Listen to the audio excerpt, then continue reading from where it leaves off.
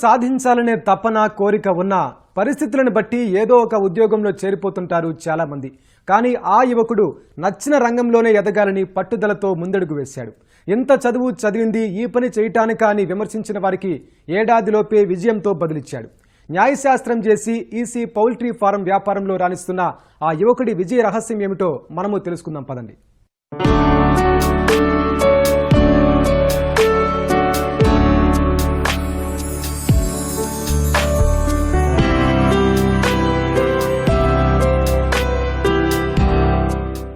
వ్యాపారంలో రాణించాలంటే పెట్టుబడి ఒక్కటే సరిపోదు.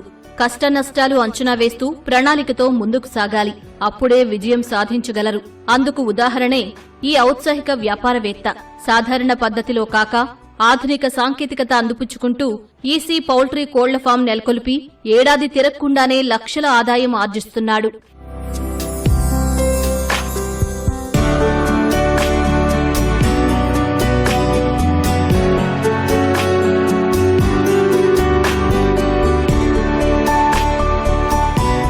ఈ యువకుడు బండారు దిలీప్ కుమార్ రెడ్డి.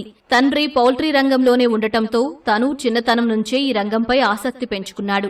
ఎల్ఎల్బీ తర్వాత ఏడాదిన్నర న్యాయవాదిగా ప్రాక్టీస్ చేసిన వ్యాపారవేత్తగా రాణించాలనే కోరిక వెంటాడేది.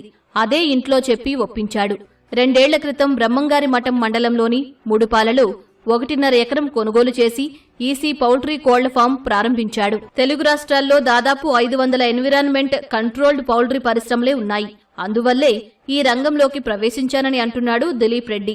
లోటుపాట్లు తెలుసుకోవడానికి ఏడాది పాటు అధ్యయనం చేశాడు. వివిధ ప్రాంతాల్లోని ఈసీ పౌల్ట్రీ పరిశ్రమలు తిరిగి అవగాహన పెంచుకున్నాడు. పుట్టింది తెలంగాణలో అయినా వ్యాపారానికి అనుకూల వాతావరణం ఉంటుందని రాయలసీమలోని ముడుపాలకు చేరాడు. Angel One app is built for traders.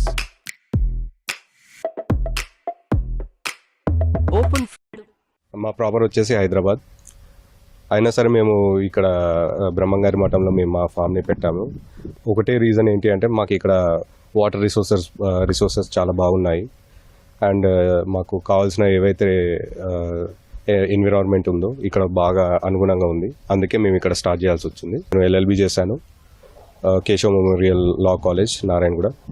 So around నేను ఒక 1.5 year అలా ప్రాక్టీస్లో చేశాను. ఆ తర్వాత నాకు చిన్నప్పటి నుంచి అయినా ఈ పౌల్ట్రీ ఫీల్డ్ అనేది చాలా ఇంట్రెస్ట్ నాకు. అందుకే నేను ఈ పౌల్ట్రీ ఫీల్డ్ని ఎంచుకోవడం జరిగింది. దానికి తగ్గట్టు మేము గ్రౌండ్ వర్క్ చేసుకున్నాము. ఒక 1 year దీనికి తగ్గ గ్రౌండ్ వర్క్ చేసుకొని దానికి తగ్గ ఇన్వెస్ట్మెంట్ కూడా మేము సమకూర్చుకొని ఇది స్టార్ట్ చేయడం జరిగింది. మార్కెటింగ్ కు ఇబ్బందులు తలెత్తకుండా ఉండేందుకు ఆసియాలోనే 5వ అతిపెద్ద కంపెనీ అయిన ఇండియన్ బ్రాయిలర్తో ఒప్పందం కుదుర్చుకున్నాడు దిలీప్. బంజరు భూమిని చదును చేసి కోళ్లు పెరిగేందుకు అనుగుణంగా ఆధునిక పద్ధతులతో భారీ షెడ్లు, యంత్ర పరికరాలు అమర్చాడు. 1,20,00,000 పెట్టుబడితో ఏడాది పాటు కష్టపడి ఈ ఏర్పాట్లు చేశానని చెబుతున్నాడు.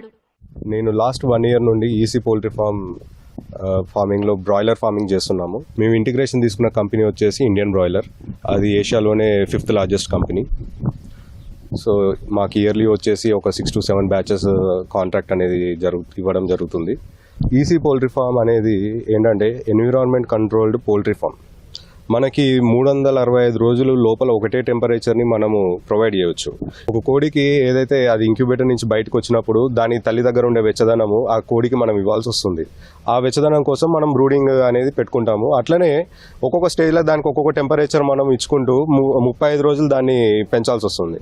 24 గంటలు కరెంట్ అనేది ఉండాలి ఖచ్చితంగా. ఎప్పుడైనా ఈ జనరేటరు ప్లస్ కరెంటు మనకు లేకపోతే మాత్రం లోపల మోర్టాలిటీ అనేది జరుగుతుంది. ఈసీ పౌల్ట్రీ కోళ్ల ఫామ్లో కూలీలతో పని లేకుండా ఇద్దరే 22,000 కోళ్లను పర్యవేక్షించవచ్చని అంటున్నాడు దిలీప్ రెడ్డి. వీటికి అవసరమయ్యే దాణా, తాగునీరు, మందులు అన్నీ అత్యాధునిక పద్ధతిలో పైపుల ద్వారా వెళతాయని చెబుతున్నాడు. ఒక్కో షెడ్డు సామర్థ్యం 25,000 అయినా బ్యాచ్కు 22,000 కోడిపిల్లలే పెంచుతున్నాడు.